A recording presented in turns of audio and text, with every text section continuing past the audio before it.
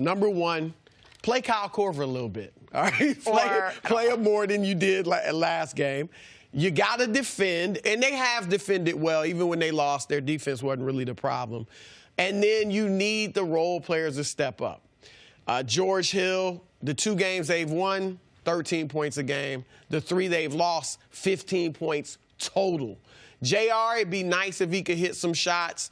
And the thing is, where we are with JR. Yeah, no, it'd be nice to maybe hit a couple shots. I'm going to be honest. I've been that way with JR for about 3 years. I mean, and he came up big when they won it in 2016. Yep. Yeah, but you just never know what you're getting from him. He could be 2 for 15, 0 for 7, or he could be hot and give you 18 points. Would you say this is the worst JR we've had since the trade? This is the worst. He's been on the decline and very inconsistent, like I said, for the past few years. But this is by far the worst. I would say he's been inconsistent since they got him. But it used to be a couple good games, couple bad games. This year, starting with the end of last year into this year, it's 5 bad games, 1 good game. You know what I mean? Like it's one thing to be inconsistent. Korver's a little inconsistent at times, where he can go for 17 one but night. He's a bench player. Exactly. Of course, that's acceptable. No. But but also Korver never goes 3 straight awful games. JR has gone 6 straight awful games over the course of the year. If we were being truthful, JR been bad for 2 years.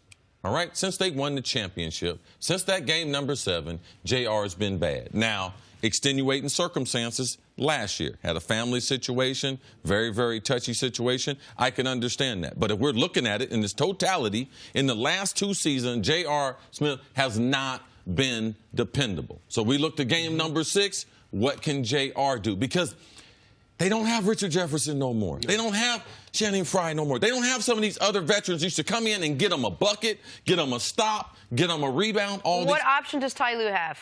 What would you like to see Ty Lue You got to just trust. I mean, you have to hope JR. You've already killed Rodney Hood. Because, no, seriously. When he did play him a little bit last game. Yeah. Only in the garbage time, though. Yeah, not in the but rotation. when they had that dispute if he was going to go in that game, since then, he's been unusable. And when you trade for him, you're expecting to get that jump shot and that youth and athleticism. And this should be the most important time of his career. His contract's up. When you don't have him and JR playing that position, man, they're going to be hurting. And I understand Clarkson plays point guard and Rodney Hood plays wing.